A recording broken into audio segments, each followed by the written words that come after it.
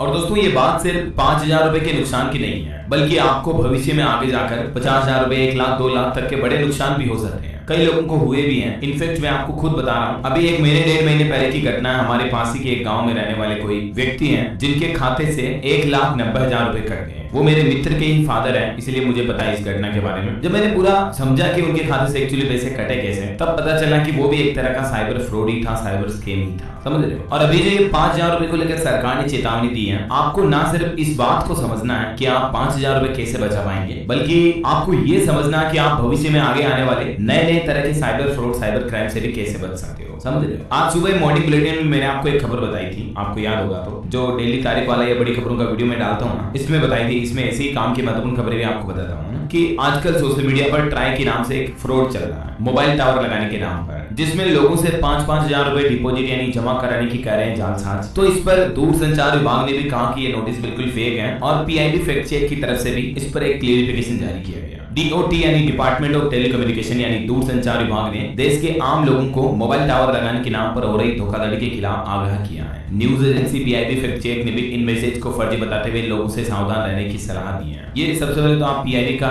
Tweet देखिए। इसमें क्या लिखा पीआईबी ने, डॉट या TRAI is not involving in leasing और renting the premises for the installation of mobile tower. Telecom regulatory authority of India, मतलब ट्राई के ऑफिशियल ऑर्डर की तरह इसको डिजाइन किया हुआ है। और इसमें नीचे आप आओगे तो लिखा हुआ कि note before installing the mobile tower the land owner has to deposit Rs 5,000 rupees in our favor of company lawyers account, जहां अकाउंट की स्पेलिंग भी गलत लिखी हुई है। देखिए आप, तो स्कैमर जो होते हैं आए दिन इस तरह के फेक सरकार के नाम पर, सरकार के स्कीमों पर आधारित इस तरह के नोटिस बनाते हैं, उन्हें फेसबुक, इंस्टाग्राम, सोशल मीडिया पर वायरल कर देते हैं। अब जरा सोचिए, 1% लोग भी अगर इनके झांसे में फंस गए, एक छोड़ो आधा % भी फंस गए, 100, 200, 300 लोगों को पता चला, एक आध को लगा यार कहीं सही तो नहीं है क्या, चलो 5,000 रुपए डिपोजिट करते हैं, पता नहीं क्या अगर सही निकला तो हर महीने 20-25 हजार, 50 हजार कमाई चालू हो जाए। क्योंकि साइबर ठग लोगों को उनकी जमीन या घर की छत पर टावर लगवाने के बदले हर महीने मोटी रकम देने का झांसा देते हैं। इतना ही नहीं, एक टेलीकॉम कंपनी की तरफ से एक व्यक्ति को नौकरी देने का भी वादा करते हैं कि टावर की देखरेख रख रखाव के लिए, जैसे एयरटेल, जियो, वोडाफोन आइडिया, किसी भी कंपनी का नाम ले लिया, उनकी तरफ से आपको नौकरी दी जाएगी। तो यही वजह है कि लोग अक्सर इनके झांसे में आ जाते हैं और ठगी का शिकार हो जाते हैं। तो अब कुछ पॉइंट्स तो पहले ये समझिए आप कि मोबाइल टावर स्कैम से आप कैसे बच सकते हैं। ये 6 बातें आपको ध्यान में रखनी है। मोबाइल टावर कभी भी कंपनी खुद कॉल करके नहीं लगाती है, इस तरह से सोशल मीडिया पर नोटिस वायरल नहीं करती है, समझ रहे हो। खुद को मोबाइल टावर कंपनी का प्रतिनिधि बताने वाले लोग फ्रॉड होते हैं। ऐसे किसी भी कॉल पर अपनी कोई पर्सनल जानकारी शेयर ना करें। ऐसा कोई कॉल आए तो तुरंत उसे ब्लॉक कर दें, रिपोर्ट करें 1930 पर। साइबर क्राइम हेल्पलाइन नंबर पर भी आप शिकायत दर्ज करा सकते हैं। और अगर वाकई में आपको टावर लगवाना है तो आपको कंपनी की ऑफिशियल वेबसाइट पर जाना चाहिए,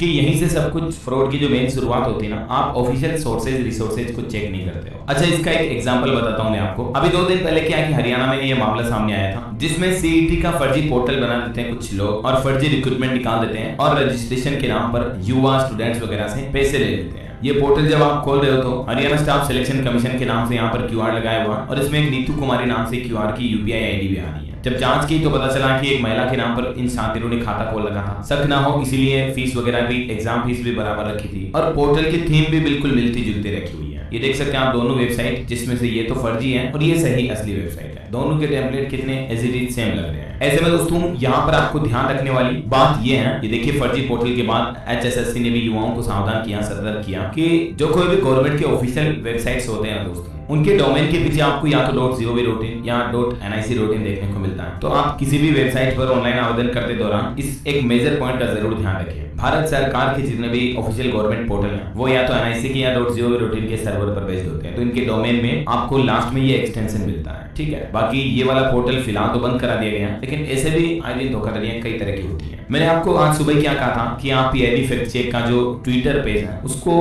रेगुलरली चेक करते रहा करो, ठीक है। इसका सोर्सेज भी मैं नीचे लिंक में डाल दूंगा, क्योंकि इसके ऊपर कई सारी फर्जी चीजें जो कि अक्सर सोशल मीडिया पर फैलाई जा रही होती हैं, वायरल की जा रही होती है लोगों को ठगने के मकसद से। तो उन सभी का क्लेरिफिकेशन जो है पीआईबी फैक्ट चेक की तरफ से जारी कर दिया जाता है। जैसे अभी देखिए एक योजना, प्रधानमंत्री योजना आधार कार्ड लोन पर 2% ब्याज माफ, 50% लोन माफ, कॉल करें। अब इस नंबर पर आप फोन करोगे ना तो वो क्या बोलेंगे, आप 2,000 रुपए जमा कर दो, आपका आधा लोन माफ हो जाएगा। आपने 1 लाख का लोन लिया हुआ तो 50,000 देने रहेंगे। अब भोले भाले लोग बाग गांव के बेचारे समझते नहीं है, वो देखते हैं यार चलो 2,000 रुपए देने से 50,000 रुपए की छूट का फायदा मिल रहा तो क्या दिक्कत है। तो ऐसे क्या है कि वो ठगी कर देते हैं। तो ये भी अभी फर्जी योजना चल रही है, ऐसा भी कोई गवर्नमेंट की तरफ से ऑफिशियली अनाउंसमेंट नहीं किया गया, समझ रहे हो। थोड़ा और नीचे आओगे, एक और ट्वीट यहाँ पर आप देख सकते हैं। ये नेशनल पब्लिक हॉलिडे के नाम से फेक फोटोज तस्वीरें वायरल की जा रही प्रधानमंत्री नरेंद्र मोदी की। हाल ही में इससे पहले मैंने आपको 500 रुपए के नोट की जो गलतफहमी भरी खबर चल रही है उसको बताया था कि नोटबंदी होने वाली है। इसका भी क्लियरिफिकेशन वाला वीडियो मैंने डीएलएस न्यूज चैनल पर डाला है, अगर आपने नहीं देखा तो देख लीजिएगा, ठीक है ना। इससे पहले रिटायरमेंट गवर्नमेंट एम्प्लॉइज के लिए पोस्ट रिटायरमेंट बेनिफिट्स को लेकर भी फेक नोटिस चलाया जा रहा। तो आपको यहाँ पर काफी इंपॉर्टेंट चीजें देखने को मिल रही है। ये देखिए, 1 स्टूडेंट 1 लैपटॉप नाम से योजना चलाई जा रही है, धोखाधड़ी हो रही है, सावधान रहें। एक सही योजना नामक यूट्यूब चैनल पर ही ये फर्जी वीडियो चलाया जा रहा है। तो मैं आपको ये सब जानकारियां क्यों बता रहा हूँ पता है, मैं नहीं चाहता दोस्तों कि आपके साथ ठगी हो और फिर आप नुकसान उठाने के बाद समझदार बनो। मैं चाहता हूँ आप उससे पहले ही समझदार बन जाओ। यार जमाना इतना भोले रहने का है नहीं।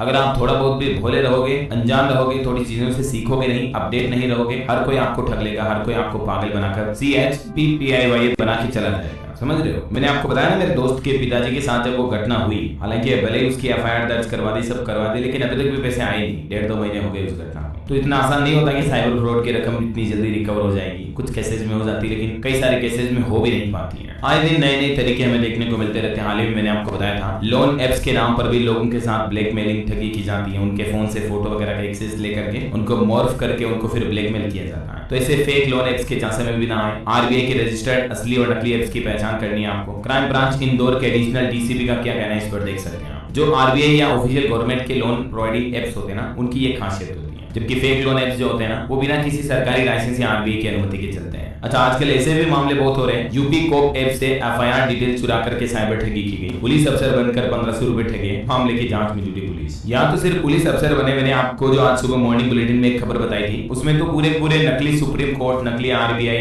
नकली सीमा शुल्क, नकली CBI अफसर बनकर पूरा डिजिटल अरेस्ट का खेल बना रखा। साइबर धोखाधड़ी का पूरा इतना बड़ा जाल बुना हुआ कि हर कोई आसानी से पता भी नहीं लगा पाएगा कि पूरा डिपार्टमेंट असली है या नकली है, समझ रहे हो। साइबर अपराध की दुनिया में ये भी एक चौंकाने वाला मामला सामने आया था। मैंने आपको इसके बारे में विस्तृत जानकारी भी बताई थी। अभी इस मामले पर ED ने 13 आरोपियों के खिलाफ अभियोजन शिकायत भी दर्ज की है। मतलब दोस्तों पूरे के पूरे डिपार्टमेंट नकली बना रखे हैं लिटरली। मैंने अभी हाल ही में आपको DLS न्यूज पर साइबर फ्रॉड के डेटा भी बताए थे, याद है क्या आपको। दुनिया भर में भी कई लोग इसका शिकार होते हैं, ना सिर्फ अकेले भारत में बल्कि दुनिया भर में हर सेकंड 1,63,00,000 की साइबर ठगी होती है। 1.63 करोड़ की, समझ रहे हो। भारत में पिछले 6 साल का एवरेज देखें तो 42 गुना तक बढ़ी है साइबर क्राइम, साइबर ठगी के मामले। और अभी तो आजकल के जमाने में AI वगैरह आ गए हैं, तो इनसे भी ये मामले और ज्यादा बढ़ रहे हैं। इस साल 2025 में भी 1.25 लाख करोड़ की साइबर ठगी होने की आशंका है। हर साल 514 लाख करोड़ रुपए से ज्यादा ठग रहे हैं साइबर अपराधी दुनिया भर में। बीते साल 2024 में भी दुनिया भर में 498 लाख करोड़ रुपए की साइबर ठगी हुई। ये मार्केट कितना बड़ा इस साइबर क्राइम का, समझ रहे हो, अंदाजा लगा रहे हो कुछ। इसका मार्केट के देख करके आप हैरान हो जाओगे। भारत में 2023 में लगभग 9.25 लाख शिकायतें दर्ज हुई, जिनमें 6000 करोड़ की चपत लगी लोगों को।